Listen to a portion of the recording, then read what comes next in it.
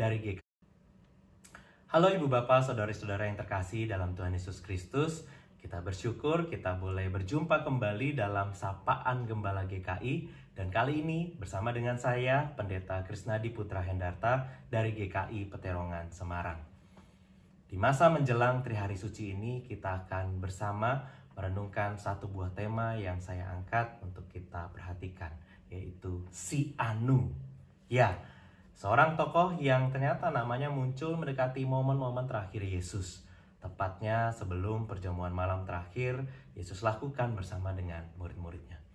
Karena itu sebelum kita membaca dan merenungkan firman Tuhan, kita berdoa mohon pimpinan Roh Kudus. Kita berdoa. Bapa di surga, pada saat ini kami membuka hati dan pikiran kami untuk Engkau terangi dengan firman-Mu. Kami mohon Roh-Mu yang kudus menaungi setiap kami saat ini, sehingga ketika kami membaca dan merenungkan firman Tuhan, segala sesuatunya itu boleh kami kerjakan dengan baik dan setia di tengah-tengah kehidupan kami sehari-hari. Kami mohon supaya Engkau senantiasa menolong kami untuk mengerjakannya dengan sungguh-sungguh. Bersabdalah pada setiap kami, karena kami semua sedia untuk mendengarkan. Di dalam nama Tuhan Yesus kami berdoa. Amin. Ya, mari kita membuka Alkitab kita dan kita akan bersama membaca satu bagian dari Injil Matius. Tepatnya Matius pasal yang ke-26 ayatnya yang ke-17 sampai dengan ayatnya yang ke-19. Saya akan membacakan untuk kita semua menurut versi terjemahan baru 2. Matius 26 ayat 17 sampai 19 di sana tertulis demikian. Pada hari pertama hari raya roti tidak beragi, datanglah murid-murid pada Yesus dan berkata, "Di mana engkau kehendaki kami mempersiapkan perjamuan Paskah bagimu?" Jawab Yesus, "Pergilah ke kota kepada si Anu dan katakan kepadanya, pesan guru, waktuku hampir tiba. Di dalam rumahmu lah aku mau merayakan Paskah bersama murid-muridku." Lalu murid-muridnya melakukan seperti yang ditugaskan Yesus kepada mereka dan mempersiapkan Paskah. Nah, Ibu Bapak Saudara, perikop yang baru saja kita baca tadi seringkali terlewat untuk kita dapat renungkan lebih dalam. Kalaupun kita membaca dan menyimaknya sungguh-sungguh, kita biasanya melihatnya sebagai bagian dari satu cerita lengkap tentang perjamuan Paskah yang Yesus lakukan bersama dengan murid-muridnya. Tetapi jarang sekali kita memperhatikan bahwa sebenarnya di sana disebutkan sebuah nama atau katakanlah sebuah julukan yang diberikan untuk menandai akan keberadaan seseorang yang sungguh-sungguh ada dalam narasi kisah sebelum perjamuan itu, yaitu si Anu. Menarik, Alkitab terjemahan lama, terjemahan baru pertama dan terjemahan baru kedua secara konsisten menerjemahkan kata deina dalam bahasa Yunani menjadi si Anu dalam bahasa Indonesia. Dan baik Deina maupun si Anu sama-sama mau menunjukkan bahwa ada satu orang yang pasti meski namanya tidak diketahui. Dan disitulah perenungan kita beranjak.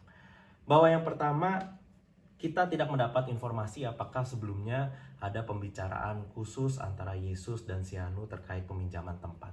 Kalau betul ada, mengapa murid-murid Yesus tidak mengetahui hal ini?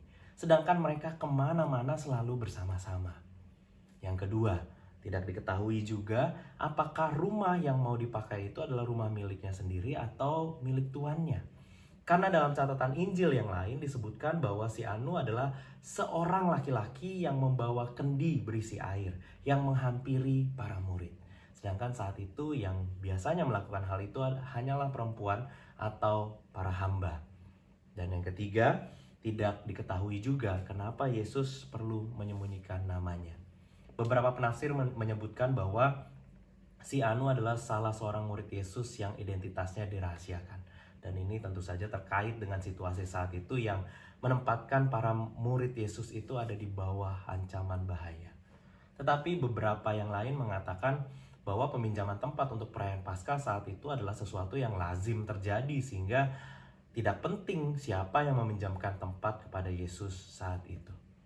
Tetapi kalau memang tidak penting, mengapa Yesus harus melibatkan si Anu sebagai perantara? Sampai namanya, keberadaannya itu tercatat di ketiga Injil Sinoptik. Harusnya Yesus bisa saja langsung datang bersama murid-muridnya ke tempat yang mereka sudah booking sebelumnya. Dari semuanya inilah kita akhirnya bisa menemukan bahwa cerita si Anu itu ternyata lebih mirip seperti cerita tentang keledai yang hendak digunakan Yesus masuk ke Yerusalem dibandingkan dengan Yusuf dari Arimatea. Kita tahu kubur yang dipakai Yesus itu juga sama-sama kubur pinjaman, tetapi nama yang meminjamkannya disebutkan dengan jelas, Yusuf dari Arimatea. Tapi kita sungguh bersyukur karena sedikitnya informasi tentang si Anu inilah yang membuat kita hari ini bisa belajar dari sedikit hal yang kita ketahui tentang dirinya, yaitu bahwa si Anu dikenal oleh Allah. Ia jadi bagian dari rencana Allah. Dan kita melihat bagaimana rencana Allah berkelindan, terhubung sedemikian rupa dengan rencananya. Inilah yang kita mau teladani dari si Anu. Pertama-tama adalah bagaimana kita bisa belajar untuk merendah.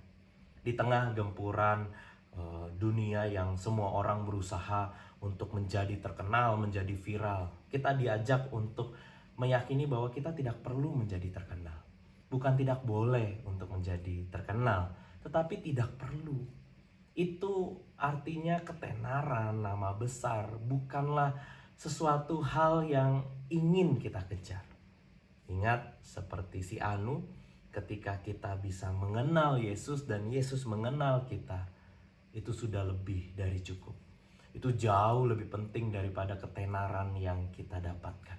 Itu jauh lebih berharga dari nama besar yang membuat kita dikenal oleh banyak orang. Lalu selanjutnya seperti si Anu juga, kita diajak untuk dapat membuka diri kita, juga kehidupan kita bagi rencana Allah. Kita siap ketika Allah hendak menginterupsi kehidupan kita. Toh kita menyadari bahwa hidup ini bukan sepenuhnya milik kita.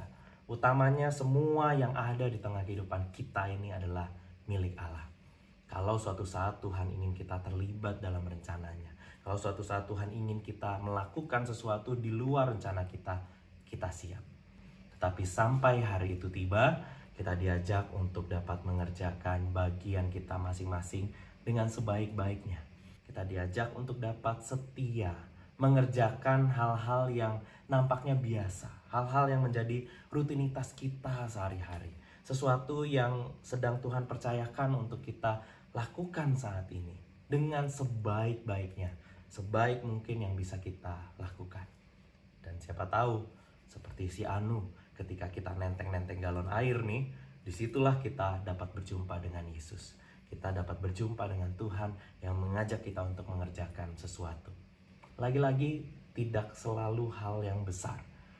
Bisa Tuhan melibatkan kita sesederhana untuk membuka ruang bagi sesama dalam pikiran kita, dalam hati kita, dalam pekerjaan kita, dalam rumah kita. Tanpa disadari kita sudah ikut ambil bagian di dalam misi kerajaan Allah. Mari kita teladani si Anu, tetap merendah dan kerjakan bagian kita dengan setia. Mari kita berdoa. Bapa di surga, terima kasih untuk firman Tuhan yang boleh kami renungkan bersama-sama pada saat ini.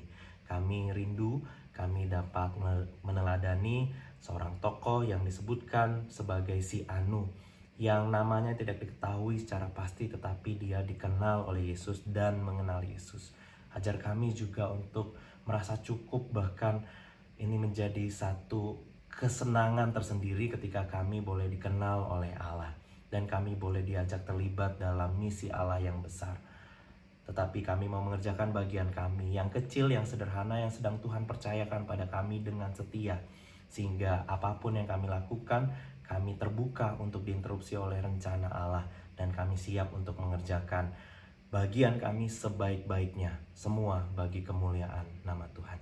Terima kasih Bapa untuk perenungan saat ini. Kalau kami kembali dalam kehidupan kami masing-masing, Tuhan sertai kami dan Tuhan berkati kami senantiasa. Di dalam nama Tuhan Yesus kami naikkan doa ini. Amin. Ya, Ibu Bapak Saudara, demikianlah Sapaan Gembala GKI edisi kita hari ini. Sampai bertemu di Sapaan Gembala GKI berikutnya. Semangat selalu, Tuhan beserta kita senantiasa. Amin.